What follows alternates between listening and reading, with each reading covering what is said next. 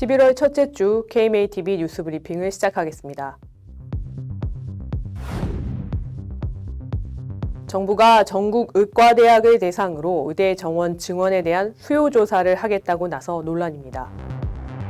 조규홍 보건복지부 장관은 지난달 26일 교육부와 함께 전국 40개 의과대학을 대상으로 대학별 증원 수요 및 수용 역량 조사를 하겠다고 밝혔습니다. 이에 대한의사협회는 의대 정원 수요 조사는 이해상충에 따라 왜곡된 조사로 전락할 수 있다며 의과대학과 부속병원, 지자체와 지역 정치인 등 의대 정원 확대를 바라는 희망만으로 결과가 도출된다면 조사의 객관성이 상실되고 과학적인 근거 또한 기대하기 어렵다고 지적했습니다. 또 객관적이고 과학적이지 못한 정책은 국가 재정의 낭비와 사회적 부작용이라는 부메랑이 되어 돌아오게 될 것이라고 경고했습니다. 한국의과대학 의학전문대학원협회도 의대 정원 증원 규모는 의정 합의에 따라 의료현안협의체에서 협의에 결정하되 정기적으로 의사 수급을 모니터링해 조절하는 전문가 기구를 설치해야 한다는 의견을 제시했습니다. 서울 주요 대학의 자연계열 학생 자퇴율이 인문계열보다 2배가량 높은 것으로 나타났습니다. 의대 정원이 확대되면 이 같은 현상이 심화될 것이라는 우려입니다. 더불어민주당 강득구 의원에 따르면 2020년 3월부터 2023년 4월까지 서울 주요 15개 대학의 자연계열 전공자 총 12만 2,933명 중 중도 탈락자가 5,984명으로 4.9%에 달합니다. 입시 전문가들은 이러한 현상을 자연계 학생들이 의대 진학을 위해 반수를 택하거나 자퇴 후 재수 등 N수에 나서는 경향으로 분석하고 있습니다. 강득구 의원은 상위권 대학의 이공계열 인재들이 오로지 의대로만 향하는 현상이라며 미래 인재 육성과 과학기술 인재 확보가 어려워질 것이라고 우려했습니다. 또 같은 당 안민석 의원에 따르면 최근 3년간 정시로 국립의대에 들어간 신입생 5명 중 4명이 N수생인 것으로 나타났습니다. 상황이 이런데도 이주호 교육부 장관은 최근 국정감사에서 의대 정원을 증원하면 장기적으로 의대 쏠림 열풍이 완화될 것이라고 발언해 빈축을 샀습니다. 젊은 의사들이 전문의 자격 취득을 포기하고 소위 인기진료과로 몰리는 현상이 가속화하고 있습니다. 국민의힘 이종성 의원실에 따르면 올해 9월 기준으로 피부과, 안과, 성형외과, 정형외과, 재활의학과, 영상의학과 분야에서 근무하는 일반의 수는 2017년 대비 2배가량 늘어났습니다. 이들 중 35.5%는 성형외과에서, 29.8%는 피부과, 21.2%는 정형외과, 8.6%는 안과에서 각각 근무하는 것으로 나타났습니다. 2017년 대비 현재 성형외과 일반인은 2.9배 증가했고 피부과는 1.9배, 정형외과는 1.5배 각각 증가했습니다. 이종성 의원은 의대생들 사이에서는 필수 과목에 갈 바에야 전공의 수련을 하지 않고 취직하자는 이야기까지 돌고 있다면서 필수 과목 기피와 인기 과목 쏠림을 해소하기 위한 방안이 마련돼야 한다고 촉구했습니다. 정부가 분만 수가를 인상하기로 했습니다. 보건복지부는 지난달 26일 건강보험정책심의위원회를 열어 현행 79만 원인 의원급 산부인과 자연분만 수가를 최대 189만 원 이상, 제왕절개 수가는 현행 185만 원에 최대 295만 원 이상으로 인상하는 안을 의결했습니다. 이에 대해 대한의사협회는 수가 개선을 통해 분만 의료를 지원하고자 하는 정부의 정책은 고무적이라고 평가했습니다. 직선제에 대한 산부인과 개원의사회도 늦은 감이 있지만 분만 수가 개선은 소기의 결실로 붕괴된 분만 인프라의 두 번째 인공호흡기라며 추후 현실적 수가 인상에 앞선 정부의 분만 인프라 회복 노력이라고 평가했습니다.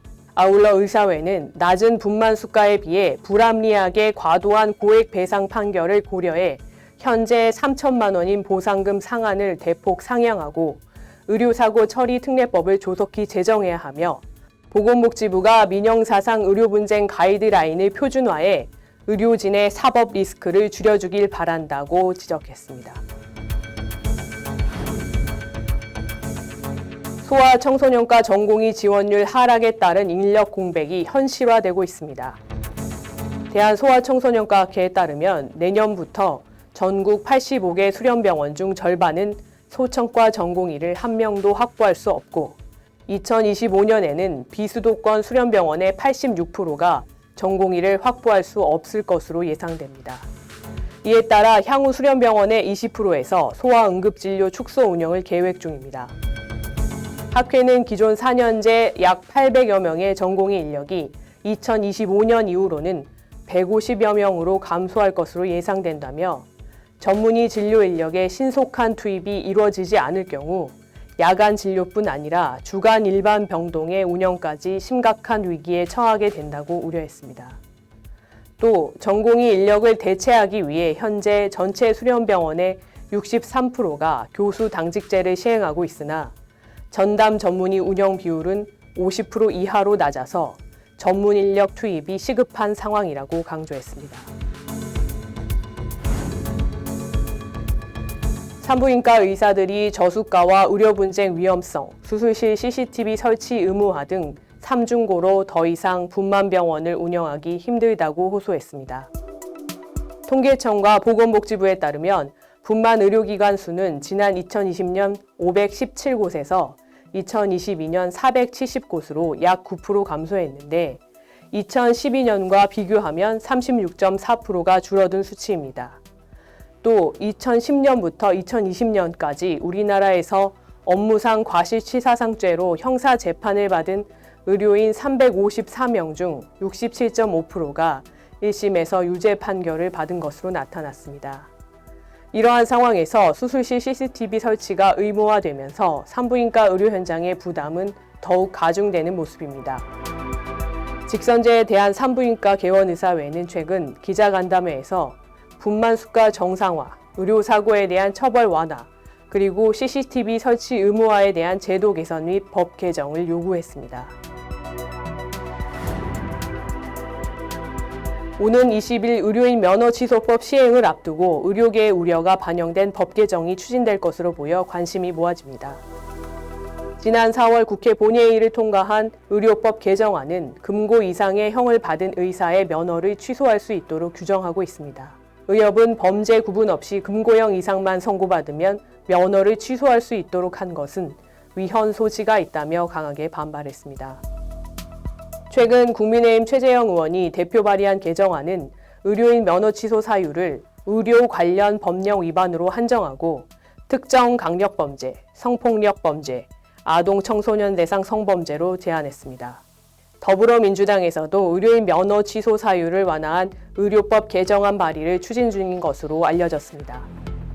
이필수 대한의사협회장은 의료인의 면허 취소 사유를 무분별하게 확대하면 의료인의 사기를 저하시키고 의료인력 수급 정책에도 악영향을 미치게 된다며 법 시행 전까지 합리적으로 재개정될 수 있도록 국회, 여야 정치권 및 정부와 지속적으로 소통하겠다고 강조했습니다.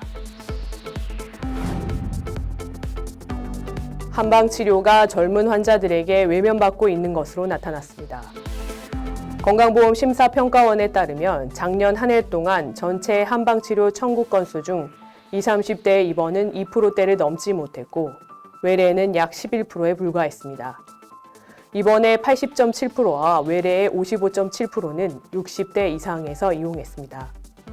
외래 환자의 전체 한방치료 진료비는 약 2조 8천억 원인데 60대 이상이 절반에 해당하는 1조 4,123억 원을 차지했습니다. 한의원이 거의 대부분인 2조 7천억 원, 한방병원은 1,253억 원으로 조사됐습니다. 건강보험 직장가입 자격을 허위로 취득한 사람이 연간 1,000명에 달하는 것으로 드러났습니다. 관리 시스템을 강화해야 한다는 목소리가 높습니다. 국민건강보험공단에 따르면 최근 5년간 건보 자격을 허위 취득해 적발된 사람은 총 5,157명으로 연평균 1,000명 수준을 넘었습니다. 이들에게 추징한 금액은 총 294억 5천만 원에 달합니다. 유형별로는 동거가족의 사업장에서 서류상으로만 취업해 직장가입자 자격을 얻거나 장기 요양등급 인정자를 직장가입자로 등록하고 직장 가입자로 등록됐으나 근로소득을 신고하지 않은 경우 등이었습니다.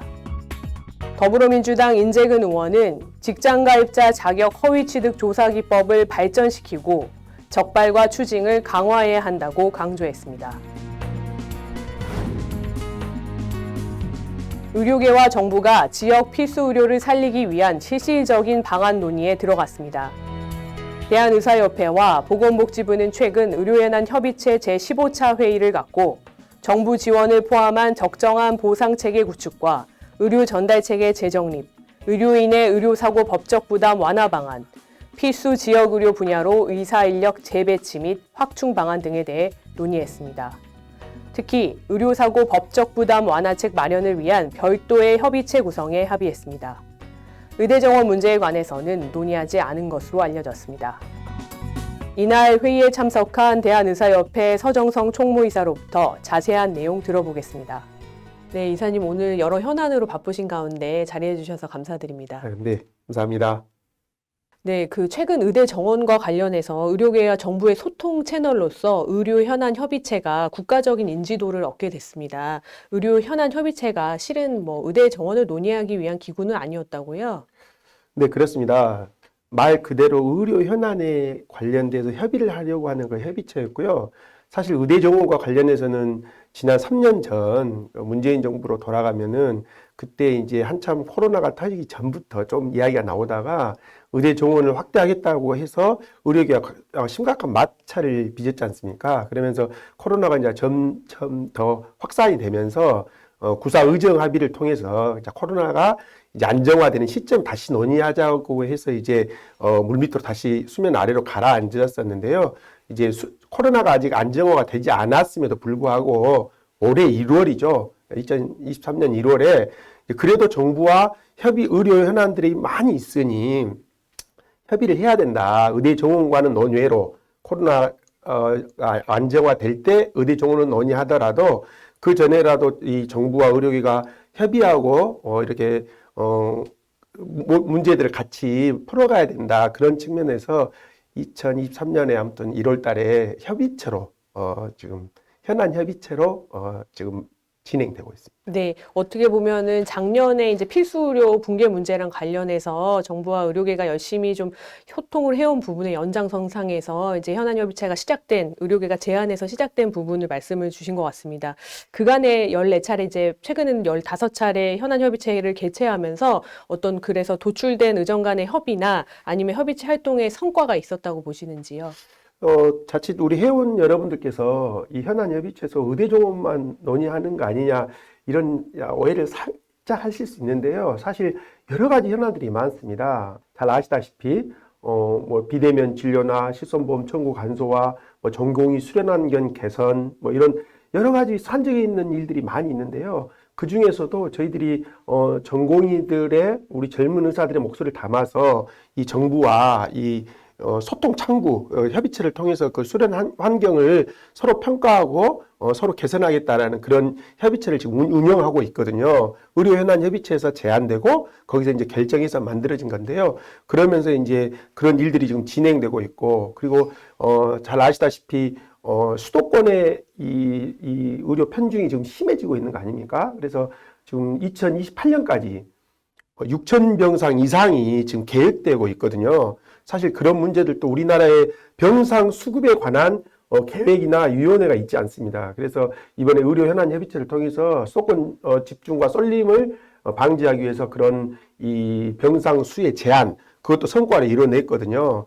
그리고 아주 또 이 민감한 부분 중에 하나가 우리 검체 검사 이 위탁 수탁 부분인데, 그 부분도 정부가 일방적으로 고시를 통해서 진행을 하려고 했었는데, 이 의료현안 협의체에서 이런 일들을 일방적으로 추진하면 안 된다. 현장의 목소리를 좀 담아달라. 그래서 의료계와 협의하겠다. 그래서 지금 그것도 협의하면서 진행하고 있는 등 여러 가지가 많이 있습니다. 비대면 진료와 관련해서도 비대면 진료 때 우리가 몇 가지 원칙을 세웠잖아요. 무분별하게 정말 비대면 진료가 생겨날 뻔했는데 이 협의체를 통해서 정말 잘 제지하고, 물론 회원들 입장에서는 다 만족스럽지 않으실 수도 있겠지만은 국민의 건강을 생각하고 또 우리 의료계의 현재 상태를 좀 바라보면서 저희들이 그걸 제안했을 때 정부에서도 많이 들어주고 또 합의를 많이 해준 부분들이 있습니다. 네. 그래서 사실 이제 사회적으로는 의료적으로 어떠한 니즈가 이게 자꾸 다양하게 올라올 수가 있는데 그게 현장에서의 그 의료 그 진료 행위가 왜곡되지 않고 또 국민분들의 건강을 지키는 방식으로 실제로 구현되는 부분을 어떻게 보면 의협에서 많이 노력을 하고 계신 것 같습니다. 네, 그게 이제 사실 대화를 해야 되고 거기서 이 접점을 좀 찾아야 한다고 생각하거든요. 물론 마음에 안 드는 부분도 있는데 그냥 막 반대하고 나오고 싶은 마음이 굴뚝 같을 때도 이게 회원이 또 피해가 가면 안 되고 또 국민들이 더 나아가서는 피해가 가면 안 되기 때문에 거기서 어떻게 해서든지 이 합의점을 좀 도출해 내려고 노력하고 있는 게 사실입니다. 네. 그래서 15차부터는 의대 정원을 논의할 것으로 예상이 많이 됐었는데 증원 여부나 수치 등이 뭐 회의 결과로 나오지는 않았습니다. 근데 의협이 현행 필수 의료 붕괴나 지역 의료 공백 등의 해법이 의사수 중대로 보고 있지 않기 때문에 이 지속적으로 표명하고 있음에도 일각에서는 25년 입시에 뭐 몇 명이다 이런 식으로 계속 주장을 인용하고 이로 인해서 지금 이공계 입시도 굉장히 들썩이고 있거든요. 앞으로 이제 의사 인력과 관련해서 이 현안은 어떻게 풀어가시게 될까요? 이 의대 정원을 증원하겠다. 이렇게 의사 수를 늘리겠다. 이거에 나온 이 문제점이 왜 발생을 했는지 원인을 먼저 봐야 되는데요. 사실 수학과 뭐 오픈런, 먼 급식 뺑뺑이, 뭐 산부인과 분만의 뭐 이런 문제들, 다양한 문제들이 이게 튀어나오니까 의사 수의 부족으로 이렇게 국민들에게 인식되어지고 있고 그러면서 의사를 늘려야 된다. 이렇게 나오는 것이거든요. 근데 사실 금방 말씀하신 것처럼 그게 의사 수를 늘린다고 되는 건 아니잖아요. 그래서 앞으로의 방향성은 정말 필요한 곳에 우리 의사가 가야 되고 의료 인력이 거기에 배치가 돼야 된다. 사실 지금 현재 의사 수만으로도 부족한 건 아니거든요. 그런데 지금 전 국민이 또 뭐 전 언론과 정부 여당 야당 할 것 없이 뭐 의대 정원 또 의사 수에 늘리는 것에 좀 혈안이 되어 있는데요. 이게 숫자가 뭐 300명이다, 500명, 1000명이다 이런 게 중요한 게 아니고 이 숫자가 지금 정치화가 돼버렸습니다. 그래서 모든 국민들이 지금 몇 명을 늘릴 거냐에 대한 것에 촉각을 세우고 있는데 그걸 떠나서 실제적인 근본적인 원인 왜 의사가 부족하게 느껴지는지 거기에 대해서 잘 아시지만 필수 의료와 지역 의료에 정말 필요한 곳에 이 의사 인력의 배치의 문제이기 때문에 그 배치하는 것이 굉장히 목표점이라고 봤을 때 의대 정원도 그 중에 하나의 뭐 수단일 수 있겠다는 것이죠. 그런 차원에서 논의를 할 수 있을 것 같고요. 이 정말로 이 필요하고 국민들이 걱정하지 않으실 그런 시스템과 제도를 만들기 위해서 우리 현안협의체가 돌아가야 된다. 그건 복지부도 동의하고 있는 사안이고요. 저희들도 거기에 더 의사 수에 이 얽매이지 않고 이 정말로 필요로 한 곳에 배치가 잘 될 수 있도록 하는 그런 협의체가 될 수 있도록 노력하겠습니다. 네, 그 양적으로 너무 수치에 집착을 하다 보니까 의료의 질적인 부분이 자꾸 너무 외면되는 것 같아서 걱정이 많이 됩니다. 마지막으로 지금까지 의협 총무이사로 임하시면서 회원분들께 전하고 싶은 말씀이나 또 어려움이나 앞으로의 계획이나 비전이 있으시면 한 말씀 부탁드립니다. 네, 지금 이제 총무이사로서 너무나 많은 일들이 좀 산적에 있는 것을 감당해 내기가 좀 힘든 상황입니다. 그럼에도 불구하고 우리 회원분들이 걱정하시지 않고 정말 의료 현장에서 진료 현장에서 진료만 잘 최선을 다할 수 있게 국민의 건강을 정말 일선에서 책임지시는 것이 정말 자긍심을 가지고 그렇게 진료하실 수 있게 이런 문제들에 대해서 현안 사업들에 대해서 더 치열하게 논의하고 더 연구하고 더 결과를 잘 얻도록 하겠습니다. 그러려면 지금 의료계가 좀 위기이긴 한데요. 여러 가지 문제들이 있어서 우리 의료계가 지금은 하나로 좀 뭉쳐야 될 때는 아니냐.